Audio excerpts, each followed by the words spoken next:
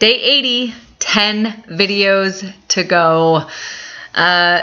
Today we talked about term limits, and that term limits bill is going to go to conference committee so they can figure out whether or not we do want a 16-year lifelong limit, or whether we should allow a window of time to pass and then someone to come back and run again.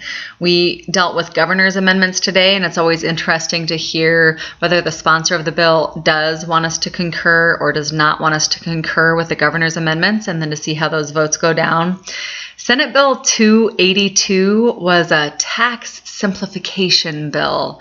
It is an 84-page bill, which is really, really funny, since yesterday the opponents of Medicaid expansion said that the 16-page bill that would allow access to health care for 70,000 Montanans was too long. We shouldn't vote for bills that are this long. So this 84-page tax simplification bill had a, yes, you see that right, $27 million the first year, $70 million the second and third year, $76 million the third year.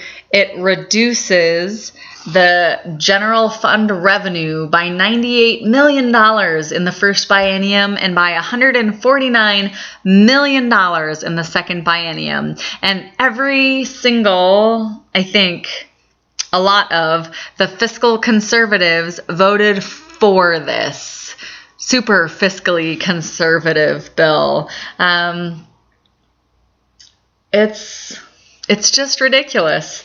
And they're saying the Democrats are on a spending spree, and you saw the newspaper headlines that said that the Republicans were having to face up to the fact that they really weren't able to give the tax relief to Montanans that they thought they were going to give, and that is so bass-ackwards. I can't stand it. The Republicans have been able to give tax relief to exactly the people that they wanted to, and the Democrats have not. So say whatever you want in the newspapers. Senate Bill 405 was on the floor today, along with its twin brother or sister, Senate Bill 408. So these are the two referendums that caused the ruckus in the Senate. These two bills are what the fight has really been about since, I think it was April 5th, that we had a protest in the Senate about the rules not being followed by our leadership. If you look at the language of Senate Bill 405, you can see that this puts on the ballot language that says, yes, I want to restore integrity to Montana's election system and comply with the federal blah, blah, blah Act. Or no, I do not want to restore integrity to Montana's election system and comply with the federal blah, blah, blah Act. Well, if you just had that language and that's all you knew about it, your choice would be so clear. A good amendment did pass that this was going to go to a vote next June, and now it's not, so the bill was amended in a good way. Another good amendment failed that said, hey, you guys, how about instead of passing a bill that says the opposite of what it's going to do on the ballot, it says actually exactly what it's going to do on the ballot? So the amendment would say that the ballot language would say this eliminates election day late voter registration and ends late voter registration the Friday before election day. So instead of you being able to go in and vote on register to vote and vote on election day, you cannot vote if you did not register by the Friday before election day. Well, folks, election day is on a Tuesday. So that cuts off Saturday, Sunday, Monday, and Tuesday, and Friday after 5 o'clock. You cannot register at those times. And the amendment was brought. It failed on a party line vote. The amendment said, let's just say what it does.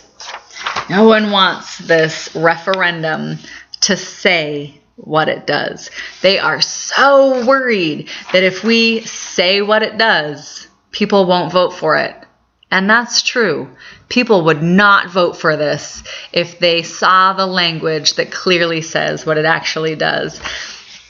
The word integrity is so offensive because what this does is disenfranchises 28,000 Montana voters.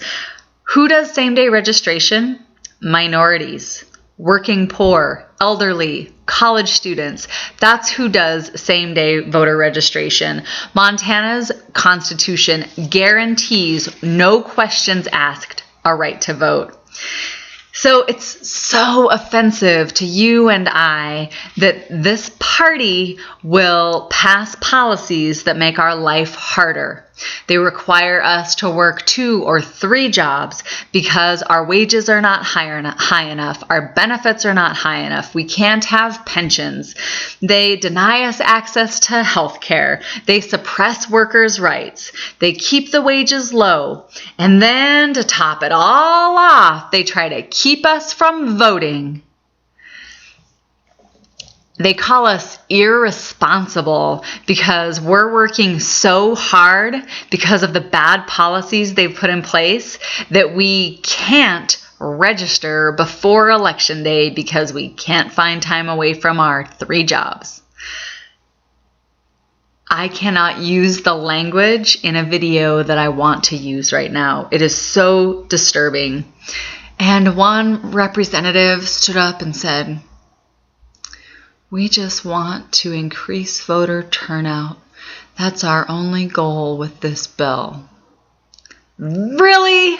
Really? By doing something that's going to keep 28,000 Montanans from voting, you're trying to increase voter registration? The call for cloture was made twice today, and it turns out it takes 66 people to vote for cloture, so it failed twice. And we kept talking and talking and talking about why this is ridiculous. But eventually cloture did pass, and that's why you didn't see me stand up on it.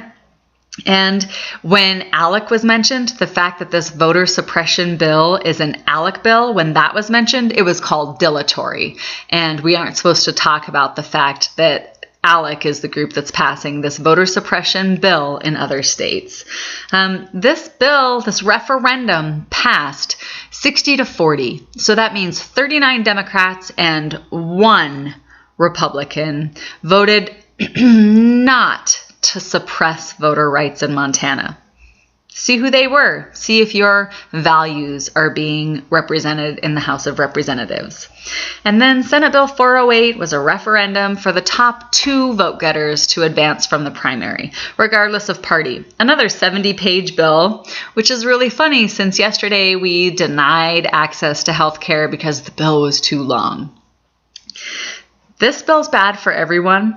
It allows the party leaders to choose who advances. If you think about it right now, if 5 Republicans run for office or 5 Democrats run for office, the vote gets split up so far that of course the other party ends up with the top 2 vote getters. So by discouraging participation, the party leadership, the most extreme party leadership, the extremists, the ideologues, and the zealots will be able to control who is running for these offices. This is bad for everybody, and it passed 58-42.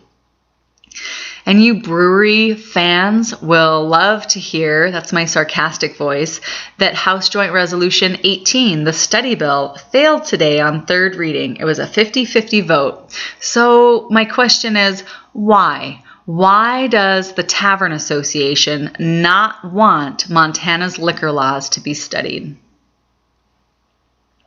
And then we tried to blast the Medicaid expansion bill that we heard yesterday in Human Services. And Medicaid expansion is done. There is not going to be Medicaid expansion. It is so clear to me. What we might get is not Medicaid expansion. What we might get is maybe we'll be allowed to use our own tax dollars in the form of federal money to help anyone who already has a job get private health insurance from a private provider. We might be able to get that if we're lucky. But the beautiful argument today that was made was that Representative Fitzpatrick stood up and said that this costs $6 million now, but it's going to cost more in the long run. And who invests that way? He said, I don't know anyone who invests this way. You know it's going to cost more in the future. Hello? I don't know anyone who invests. I don't know anyone who has enough money to invest their extra money. And those are exactly the people we're talking about when we talk about who would be helped by Medicaid expansion. People who don't have extra money to invest. So, there's just a serious gap here. There's a gap in values. There's a disconnect between what actually happens in a Montana family's life and what these people think happened because of their silver spoon life. It's atrocious. Thanks for the messages. Thanks for the support. Montana conservatives, your values are not being represented because your party is being run by extremists, ideologues, and zealots. And until the Montana conservatives stand up and say, hey, you guys should really be your own third party, and you don't have any place in the Montana Conservative Party, we're going to have some real issues, because we could be doing a lot of good for actual Montanans, people with, heartbeats, who breathe air. We could be doing a lot of good for those people if we had these wacko extremists out of the Capitol. So get ready to vote the bums out in the next election cycle. And get ready for these referendums. Good night.